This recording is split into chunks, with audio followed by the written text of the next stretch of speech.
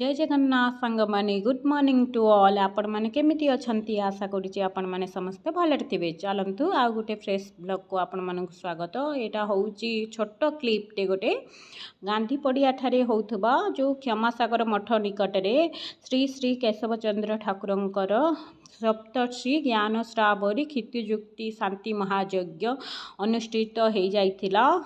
3 दिन हब काली थिला पूर्णाहुति बेलर आपण मानकु टिके दृश्य देखै देछि। बहुत शांति लागुथला। आमे सकाळ 10टा बेलु जाइकी पहुंची जाइथिलु आउ सरीला पर्यंत पूर्णाहुति हेला पर्यंत आमे रहिथिलु। बहुत शांति लागुथला आ बहुत लोक भी आसीथिले। केमिति कोन लागुची आपण मानकु निहाती कमेंट गोटे करंतु। आ ठाकुरंकर यज्ञ को पूर्णाहुति को आपण माने एठु दर्शन कर दियंतु, एठु जुआर ही जानतु।